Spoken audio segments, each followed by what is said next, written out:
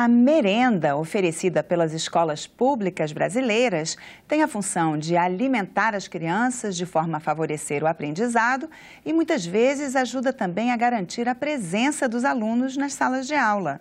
Quem acompanha a execução do Programa Nacional de Alimentação Escolar em cada município é o Conselho de Alimentação Escolar. Para auxiliar os mais de 80 mil conselheiros, o Tribunal de Contas da União, o TCU, criou uma cartilha.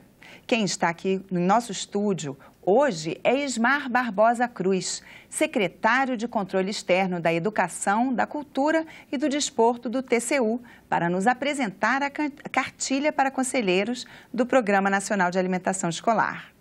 Ismar, seja bem-vindo. Muito obrigado. Aqui no Cidadania. E eu começo perguntando por que é importante capacitar os conselheiros para fazer essa fiscalização do programa de merenda? Roberta, a importância dessa capacitação está diretamente relacionada com o objetivo do Programa Nacional de Alimentação Escolar. Você bem disse que os conselheiros são responsáveis por fazer esse acompanhamento lá nos municípios, nas cidades, em todo o Brasil. Nós, do TCU, constatamos que, muitas vezes, o programa não vai bem, a merenda não chega, não tem qualidade adequada, o dinheiro está sendo desviado. E, nesse particular, quem pode, em primeira mão, revelar um problema ou provocar a sua solução é o conselheiro do CAI, né? O TCU, durante a sua atividade cotidiana, faz uma série de análises para avaliar riscos, avaliar relevância, materialidade dos programas que nós temos que auditar. Como é sabido, o TCU pode e deve auditar todos os recursos dos orçamentos da União. E, para fazer a seleção do que será auditado, nós, então, adotamos alguns critérios para decidir aonde nós vamos. E o PNAE é um programa que sempre está, digamos assim, na nossa pauta, pela relevância material que tem. Hoje, algo em torno de 4 bilhões de reais por ano são investidos apenas pelo governo federal nesse programa. É muito dinheiro, é muito recurso. Além disso, o programa ele se propõe a contribuir para a satisfação de duas necessidades básicas do cidadão brasileiro, a rigor, 2 direitos fundamentais previstos na nossa Constituição, o direito à alimentação e o direito à educação. Portanto, a relevância social dele é enorme. Poucos têm este alcance social. Em nome, então, desse volume de recursos e da sua importância crítica, o TCU decide apoiar aquelas pessoas que hoje consideramos parceiros na atividade do controle. O Programa Nacional de Alimentação Escolar, ele está em todo o país, em todas as cidades, em todos os municípios. E mesmo para o governo federal, que é o repassador de grande parte desses recursos, e também para os órgãos de controle, é muito difícil saber daqui de Brasília o que está acontecendo nos estados Brasil afora. Portanto, é o conselho, é o conselheiro e é o CAI que estará presente em todos os lugares e que pode nos auxiliar nessa atividade de controle que exercemos. Deriva daí, portanto, a importância de que estas pessoas, os conselheiros, sejam capacitados para realizar o seu trabalho e, muito mais do que isso, sejam conscientizados do papel que devem desempenhar. Então, e quais são as orientações, então, que vocês passam aos conselheiros?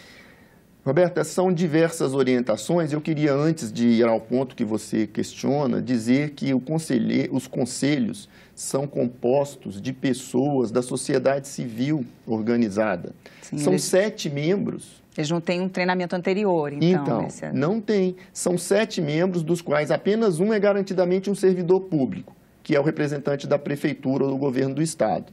Os demais, ou são representantes dos pais de alunos, dos próprios alunos, da sociedade civil organizada e de entidades dos professores, né? Bom, o que acontece na prática? são pessoas, como você disse, que não têm o hábito, não têm o conhecimento, não lidam com fazer controle de despesa pública no seu dia a dia. São pessoas que são voluntárias, fazem um trabalho de excepcional importância, trabalho esse que foi elevado a um nível, a um patamar muito acima do que antes a gente tinha. Eu me refiro ao momento da nossa Constituição Federal, que trouxe o controle social como elemento integrante das políticas públicas. Então, eles desempenham um papel que, a rigor, era do Estado até então. Ou seja, ao Estado competia fiscalizar a aplicação dos seus recursos.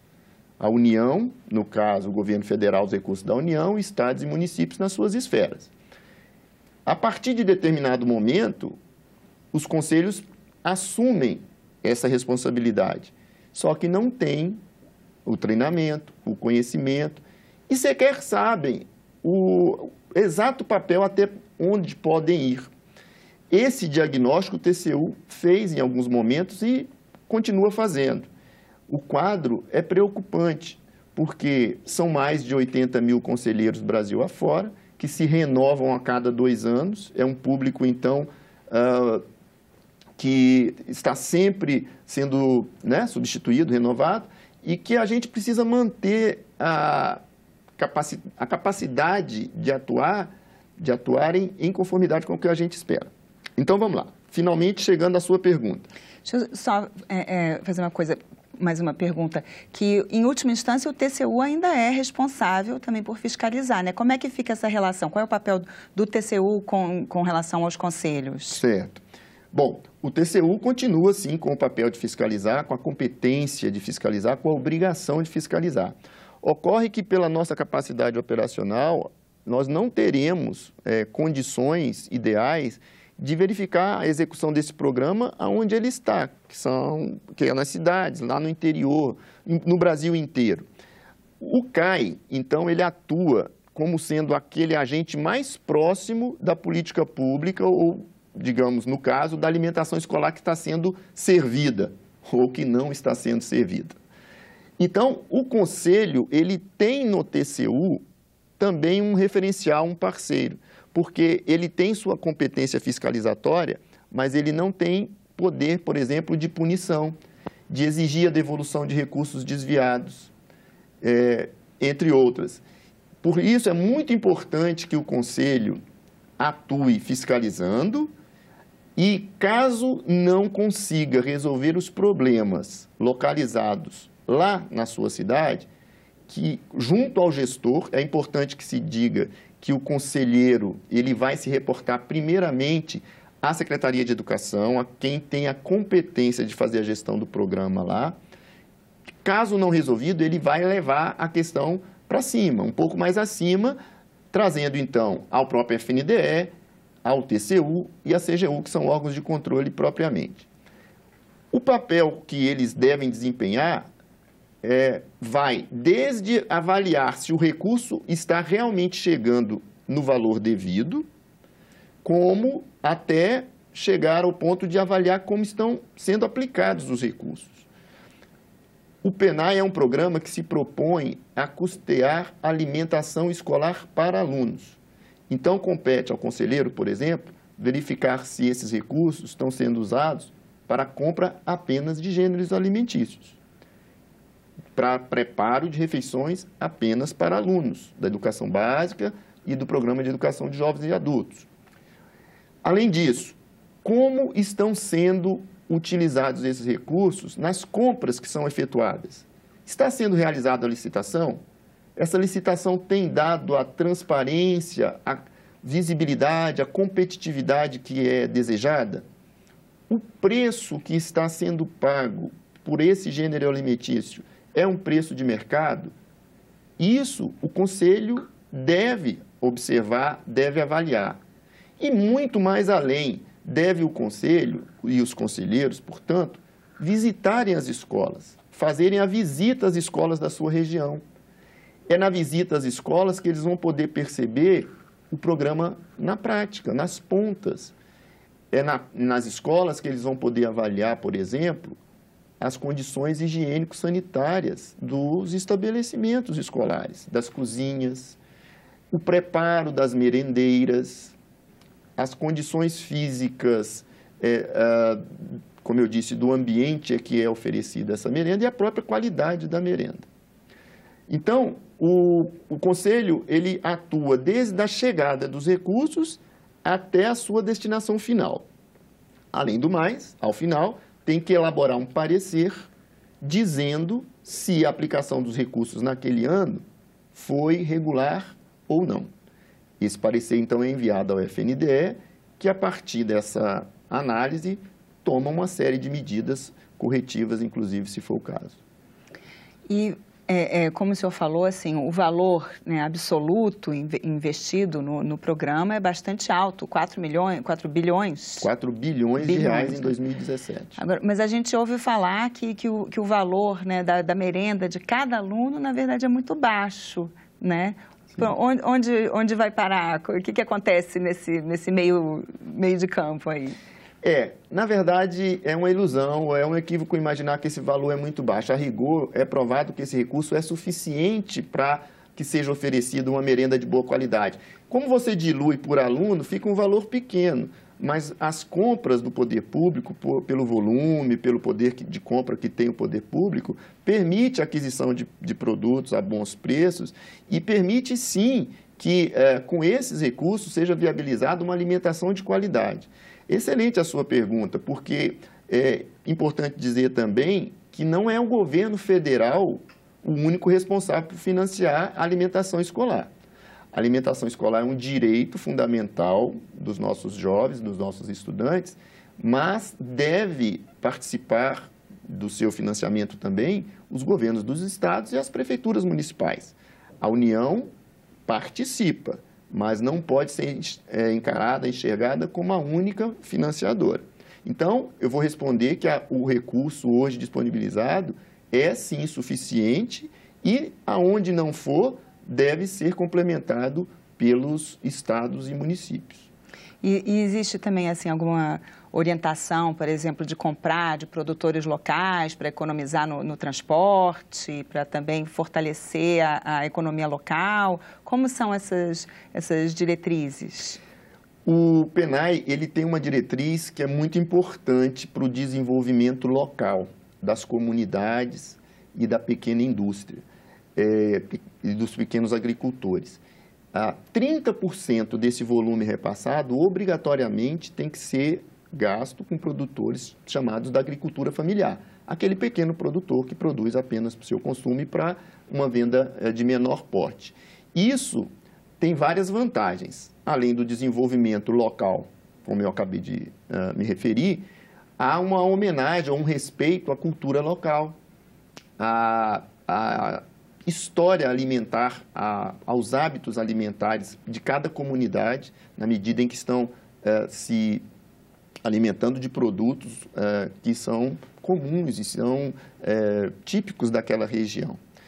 Então, tanto a questão econômica quanto a questão nutricional e de respeito a hábitos alimentares são ajudadas ambas as questões por essa regra do programa. E isso é uma das coisas que os conselheiros devem fiscalizar também, para ver se isso está acontecendo, direito está sendo seguida essa orientação dos produtores locais. Sem dúvida, é um dos aspectos que o conselheiro está sendo, inclusive, orientado por esta cartilha, de que não deve deixar de avaliar se esse percentual de recurso tem sido gasto ali, na economia local, com os pequenos agricultores. Então, essa cartilha é um roteiro de cabeceira para os conselheiros. Como eu disse, profissionais ou pessoas que não têm a cultura de controle, e nós estamos oferecendo uma ferramenta, um ferramental muito simples, mas muito eficiente, que vai ao ponto das principais questões, dos principais aspectos que devem ser avaliados pelos conselhos de alimentação escolar. E quando um conselheiro, então, ele identifica que alguma coisa não vai bem, o que ele precisa fazer? Ele precisa atuar. Aliás, eu me referi ao início, me permito repetir, que muitos dos conselheiros a gente percebe que nem têm consciência da sua competência, do seu poder, né? Ele tem sim poder de verificar extratos bancários, ele tem sim poder de avaliar as licitações e as documentações, as notas fiscais, ele tem que ter acesso garantido às escolas, ele tem que ter transporte provido pela prefeitura para poder visitar as escolas.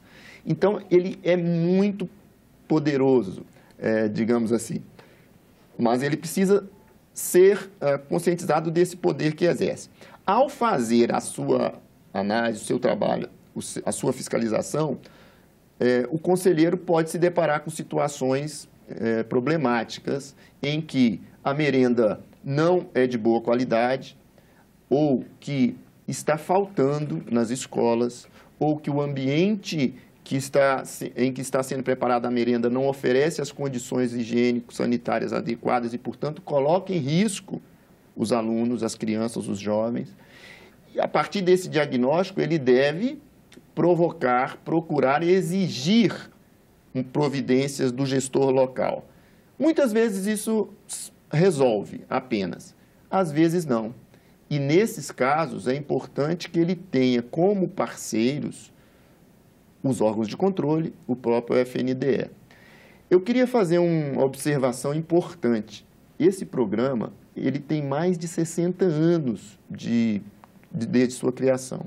E, desde então, ele passou por uma série de transformações.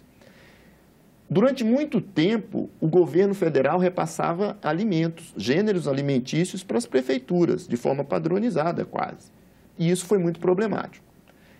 Num segundo momento, a partir de 94, o governo federal, ao invés de alimentos, de gêneros alimentícios, passa a repassar recursos financeiros por convênio. Firmava-se um convênio com a prefeitura, ela recebia os recursos e comprava os gêneros alimentícios e oferecia alimentação escolar. Bom, mas isso burocratizou demais o processo e o governo federal não tem capacidade de analisar os convênios de 5.600 municípios, Brasil afora. O governo, então, toma uma decisão de repassar os recursos a partir de 98, corrigindo, de forma automática, regular, sem convênio. Na prática, o governo federal se desobrigou de avaliar o alcance do programa em cada localidade, o resultado do programa, e transfere, por assim dizer, ao Conselho de Alimentação Escolar essa tarefa. Então, a partir da sua criação, o Conselho teve um papel que, como eu também já me referi, substitui o Estado no papel de fiscalizador e passa, então, ele, Conselho, a ter essa prerrogativa. O que nós estamos fazendo, então, é tentando auxiliar os conselheiros nessa atuação tão importante. Brasil afora, nós constatamos que o programa da merenda escolar, popularmente conhecido, merenda escolar, nome oficial, Programa Nacional de Alimentação Escolar, ele supre boa parte das necessidades nutricionais das nossas crianças e jovens Brasil afora. Em muitos locais, a alimentação provida pelo programa é a principal, se não a única, refeição que terá a criança. E por ela é crítica, tanto para o processo de ensino-aprendizagem, como para a própria frequência escolar. Então, o papel do conselheiro é digno de ser reconhecido como um trabalho relevante, de ser elevado e elogiado e apoiado por todos que querem que o controle social no país realmente seja uma realidade. E esse poder de atuação e de fiscalização dos conselheiros, ele se estende também à prefeitura? Eles podem fiscalizar a participação do governo local no programa, se está procedendo corretamente? Excelente pergunta.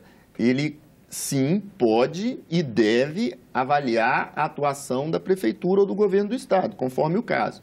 Porque é um único conselho que vai ser responsável por avaliar o programa de alimentação escolar, financiado, como eu disse, pelas 3 esferas eventualmente. Embora os governos estaduais, as prefeituras, regra geral, não aportem recursos financeiros exatamente para o programa, são eles que são competentes para contratar as merendeiras, as pessoas que vão preparar a alimentação. São eles que são competentes para manter a estrutura física das escolas. Então, são eles que são competentes de dar condições local e condições de deslocamento aos próprios conselheiros. São eles, os gestores locais, que fazem as compras. Então, o conselheiro, sim, ele está empoderado do papel de fiscalizar a prefeitura também. Agora, e os recursos do programa, eles são só para alimentação mesmo, só para gêneros alimentícios? Ou também entra, por exemplo, as merendeiras, também entram nessa conta? Não. Os recursos federais, esses que migram do FNDE para estados e municípios, só podem ser gastos exclusivamente com gêneros alimentícios e mais, gêneros esses que têm que ser usados no preparo da alimentação dos alunos. Se, por exemplo, a prefeitura compra os gêneros alimentícios e resolve com eles preparar uma refeição, uma cerimônia, uma solenidade qualquer da prefeitura usando esses alimentos, esses recursos terão que ser devolvidos ao governo federal. Isso chama-se desvio de finalidade. A finalidade precípua é alimentar os nossos alunos. Então, mesmo se for uma coisa na escola, uma festa junina, mas que convida, vão os pais, também não pode entrar nessa conta? Não pode, e a sua pergunta me leva a dar uma outra informação importante. Caso haja esse desvio de finalidade, o FNDE vai buscar a reparação. E se não houver, vai chegar esse processo ao Tribunal de Contas, que pode condenar os gestores responsáveis pelo desvio, não somente a devolverem esses valores, aplicar-lhes sanções, julgar-lhes as contas irregulares e com consequências na sua vida pública de diversas naturezas, entre outras consequências. Então, é muito grave, por todos os motivos que eu mencionei, usar os recursos da alimentação escolar em outras finalidades. E a repercussão, do ponto de vista jurídico, administrativo, também muito grave. Então, essa cartilha está aí para ajudar a evitar isso, né? Ela vai ser distribuída aos conselhos? Como vai ser essa... O compromisso do TCU, em conjunto com o FNDE, o Ministério da Educação, é que pelo menos um exemplar chegue a cada conselho no país. Além disso... Mostra pra gente. Pois não.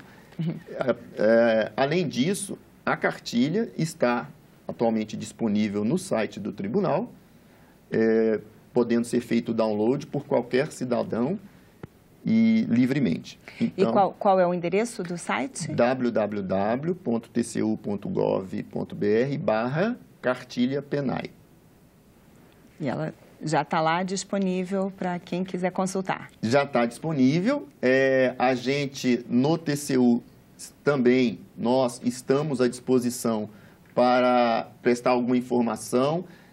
Eu quero dizer que os conselheiros são parceiros essenciais do controle que é competência do TCU e, portanto, nós estamos juntos nessa tarefa de garantir que a alimentação escolar chegue numa qualidade ideal para os nossos alunos.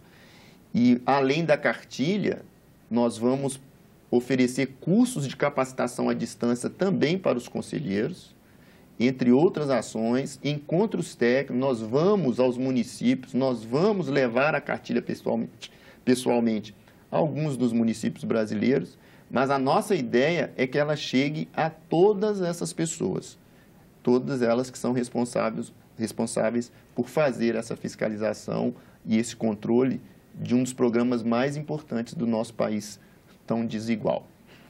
Isso mesmo. Muito obrigada pela sua participação e boa sorte, então, em aprimorar cada vez mais esse programa tão importante. Muito obrigado, Roberta. Eu agradeço a oportunidade. O Tribunal de Contas da União se sente honrado de estar aqui e de patrocinar, promover o incremento do controle social. Muito obrigado.